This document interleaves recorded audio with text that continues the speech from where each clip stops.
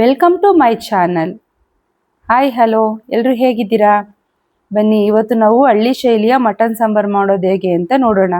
ಮೊದಲಿಗೆ medium size 5 ಈರುಳ್ಳಿ cut ಮಾಡಿ ಹಾಕೊತಾ ಇದ್ದೀನಿ ಇಲ್ಲಿ ಜಾರ್ಗೆ. ಇಲ್ಲಿ 2 kg ಮಟನ್ ಆಗಿರೋದ್ರಿಂದ ಅದಕ್ಕೆ ಎಷ್ಟು ಬೇಕೋ ಅಷ್ಟು ಹೇಳ್ಕೊಡ್ತಾ ಇದ್ದೀನಿ.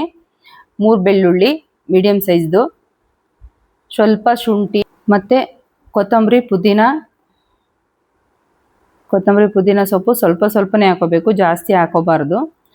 ಕೊತ್ತಂಬರಿ ಪುದೀನ ಫ್ಲೇವರು ಅಷ್ಟಾಗಿ ಚೆನ್ನಾಗಿರಲ್ಲ, ಕಮ್ಮಿ ಹಾಕಿದಷ್ಟು ತುಂಬಾ ಚೆನ್ನಾಗಿರುತ್ತೆ. ನಾನಿವಾಗ ಚಕ್ಕೆ ಹಾಕ್ತಿದ್ದೀನಿ, ಮತ್ತು ಲವಂಗ ಹಾಕ್ತಿದ್ದೀನಿ, ಮತ್ತು ಇವಾಗ ಕಾಳು ಮೆಣಸು ಹಾಕ್ತಿದ್ದೀನಿ. ಸ್ವಲ್ಪ ಅರಿಶಿನ ಪುಡಿ ಹಾಕ್ಕೊಂಡು ಇದನ್ನು ನುಣ್ಣಗೆ ರುಬ್ಬಿ ಸಪ್ರೇಟಾಗಿ ಎತ್ತಿಟ್ಕೋಬೇಕು. ಮತ್ತೆ ಅದೇ ಜಾರ್ನಲ್ಲಿ 3 ಸ್ಪೂನ್ ಮಟನ್ ಸಾಂಬಾರು ಪುಡಿ, 1 ಟೊಮೆಟೊ ಹಾಕಿ ರುಬ್ಬಿ ಎತ್ತಿಟ್ಕೋಬೇಕು. ಮತ್ತೆ ಅದೇ ಜಾರ್ನಲ್ಲಿ 1 ತೆಂಗಿನಕಾಯಿನಲ್ಲಿ 3/4 ಭಾಗದಷ್ಟು ತೆಂಗಿನಕಾಯಿ, ಎಷ್ಟು ಕಡಲೆ, ಸ್ವಲ್ಪ ಗಸಗಸೆ ಇಷ್ಟನ್ನು ಹಾಕ್ಕೊಂಡು ಇದನ್ನು ನುಣ್ಣಗೆ ರುಬ್ಬಿ ಸೈಡ್ಗೆ ಎತ್ತಿಟ್ಕೋಬೇಕು. ಮತ್ತು ಇವಾಗ 3 ಸಪ್ರೇಟಾಗಿ ಯಾಕೆ ಇಟ್ಕೋಬೇಕು ಅಂದರೆ ಒಂದೊಂದೇ ಹಂತದಲ್ಲಿ ಒಂದೊಂದನ್ನು ಹಾಕ್ತಾ ಹೋಗ್ತೀನಿ, ಹಾಗಾಗಿ ನಿಮಗೆ ನೀಟಾಗಿ ಅರ್ಥ ಆಗುತ್ತೆ. ಮೊದಲಿಗೆ ಒಂದು ಪಾತ್ರೆಯಲ್ಲಿ ಮಟನ್ನ ಚೆನ್ನಾಗಿ ತೊಳೆದು ಇಟ್ಕೊಂಡಿದ್ದೀನಿ. ಈ ಮಟನ್ನು ಫುಲ್ಲು ಏನೂ ಹಾಕ್ಬಾರ್ದು, ಎಣ್ಣೆ ಏನೂ ಹಾಕ್ಬಾರ್ದು. ನಾನು ಹಾಕಲ್ಲ, ಬೇರೆಯವ್ರು ಹಾಕ್ತಾರೋ ಏನೋ ನಂಗೆ ಗೊತ್ತಿಲ್ಲ. ಮಟನ್ನು ಹಿಂಗೆ ಅಂದರೆ ಬೆಂದು ಹಾಗೆ ನೀರೆಲ್ಲ ಸುಂಡೋಗ್ಬೇಕು. ಮಟನಲ್ಲಿರೋ ನೀರಿನ ಅಂಶ ಪೂರ್ತಿ ಕಮ್ಮಿ ಆಗಬೇಕು. ಆವಾಗಲೇ ಮಟನ್ ಸಾಂಬಾರಾಗಲಿ ಈ ಅದಕ್ಕೆ ಬರೋವರೆಗೂ ಚೆನ್ನಾಗಿ ಸುಂಡಿಸ್ಕೋಬೇಕು. ಏನೂ ಹಾಕ್ಬಾರ್ದು, ಬರೀ ಮಟನ್ನ ಹಾಗೆ ಸುಂಡಿಸ್ಕೊಂಡು ಇವಾಗ ಶುಂಠಿ ಬೆಳ್ಳುಳ್ಳಿ ಕೊತ್ತಂಬರಿ ಸೊಪ್ಪು ಎಲ್ಲ ರುಬ್ಬಿಟ್ಕೊಂಡಿದ್ನಲ್ಲ ಆ ಪೇಸ್ಟ್ನ ಫಸ್ಟ್ ಹಾಕಿ ಇವಾಗ ಒಂದು ಸ್ವಲ್ಪ ತಿರುಗಿಸಿ, ಇದರಲ್ಲೂ ಕೂಡ ಮಟನ್ನು ಬೇಯಬೇಕು. ಮಟನ್ ಇವಾಗ ಹೆಂಗೆ ಇಷ್ಟೊತ್ತು ನೀರು ಸುಂಡಿತಷ್ಟೇ, ಇವಾಗ ಮಟನ್ನು ಬೇಯಬೇಕು. ಇದರಲ್ಲಿ ಬೆಂದ್ರೇ ಮಟನ್ ಸಾಂಬಾರು ಸೂಪರಾಗಿ ಆಗುತ್ತೆ.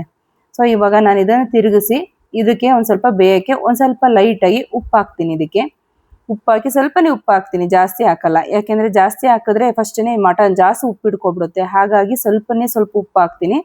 ಇವಾಗ ಸ್ವಲ್ಪ ನೀರು ಹಾಕಿದ್ದೀನಿ, ಇದಕ್ಕೆ ಕುದೀತಾ ಇದೆ. ಇದು ಹಿಂಗೆ ಅಂದರೆ ಒಂದು 20% ಇದರಲ್ಲಿ ಬೇಯುತ್ತೆ ಮಟನ್ನು, ಹಾಗಾಗಿ ಇನ್ನು ಸ್ವಲ್ಪ ನೀರು ಹಾಕಿ ಇದರಲ್ಲಿ ಚೆನ್ನಾಗಿ ಬೇಯಿಸ್ಕೋಬೇಕು. ಮಟನ್ ಮೊದಲೇ ಬೇಯಬೇಕಲ್ವ ಚೆನ್ನಾಗಿ, ಹಾಗಾಗಿ ಅದರಲ್ಲಿ ಒಂದು 20%, ಇದರಲ್ಲಿ ಒಂದು 20% ಚೆನ್ನಾಗಿ ಬೇಯಿಸ್ಕೊಂಡ್ರೆ ಅವಾಗ ಒಂದು 40% ಮಟನ್ ಚೆನ್ನಾಗಿ ಬೆಂದಿರುತ್ತೆ. ಅದಕ್ಕೆ ಬಂದ ಮೇಲೆ ನೀರೆಲ್ಲ ಸುಂಡಿ ಅದಕ್ಕೆ ಬಂದ ಮೇಲೆ ಟೊಮೆಟೊ ಮತ್ತು ಸಾಂಬಾರು ಪುಡಿ ರುಬ್ಬಿಟ್ಕೊಂಡಿದ್ನಲ್ಲ ಇದನ್ನು ನಾನು ಇವಾಗ ಹಾಕ್ತಿದ್ದೀನಿ. ಹಾಕ್ಕೊಂಡು ನೀರು ಎಷ್ಟು ಬೇಕು ಅಷ್ಟನ್ನು ನಾವು ಇವಾಗಲೇ ಸ್ವಲ್ಪ ಹಾಕೋತೀವಿ. ಯಾಕೆಂದರೆ ಈ ಹಂತದಲ್ಲಿ ಮಟನ್ನು ಚೆನ್ನಾಗಿ ಬೇಯಬೇಕು. ಮಟನ್ ಬೇಯಬೇಕಾಗಿರೋ ಕಾರಣ ಇವಾಗ ನೀರು ಎಷ್ಟು ಬೇಕು ಅಷ್ಟನ್ನು ನಾನು ಇಲ್ಲಿ ಹಾಕ್ಕೊತೀನಿ. ನೀರು ಹಾಕ್ಕೊಂಡು ಒಂದು 20 ರಿಂದ 30 ನಿಮಿಷ ಮಟನ್ನು ತುಂಬ ಚೆನ್ನಾಗಿ ಬೇಯಬೇಕು. ಮಟನ್ ಸಾಂಬಾರು ಅಂದರೆ ಹಂಗೆ ಅಲ್ವಾ, ಒಂದೊಂದು ಮಟನ್ ಬೇಗ ಬೇಯುತ್ತೆ, ಒಂದೊಂದು ಮಟನ್ ಬೇಗ ಬೇಯಲ್ಲ. ಹಂಗಾಗಿ 20 ರಿಂದ 30 ನಿಮಿಷ ಚೆನ್ನಾಗಿ ಬೇಯಿಸ್ಕೊಂಡು ಬೆಂದಿದೆಯಾ ಅಂತ ಒಂದ್ಸಲ ನೋಡಿ 80% ಬೆಂದಿದೆ ಅಂತ ಗೊತ್ತಾದ್ಮೇಲೆ ಈ ಕಾಯಿ ಮಸಾಲೆನ ನಾನು ಇಲ್ಲಿ ಹಾಕ್ತೀನಿ. ಇದು 3ನೇ ಹಂತ. ಪ್ರತಿಯೊಂದು ಹಂತದಲ್ಲೂ ಹೇಳ್ತೀನಿ ಅಂತ ಹೇಳಿದ್ನಲ್ವ, ಹಾಗಾಗಿ ನೋಡಿ ಹೇಳ್ತಿದ್ದೀನಿ.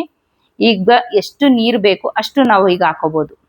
ಕಮ್ಮಿ ಇದೆಯಾ, ಜಾಸ್ತಿ ಇದೆಯಾ, ಗಟ್ಟಿ ಇದೆಯಾ, ತೆಳ್ಳಗಿದೆಯಾ, ಯಾವುದಾದ್ರೂ ಸರಿ ನೋಡಿಕೊಂಡು ನಾವು ಇಲ್ಲಿ ಅಡ್ಜಸ್ಟ್ ಮಾಡ್ಕೋಬೋದು.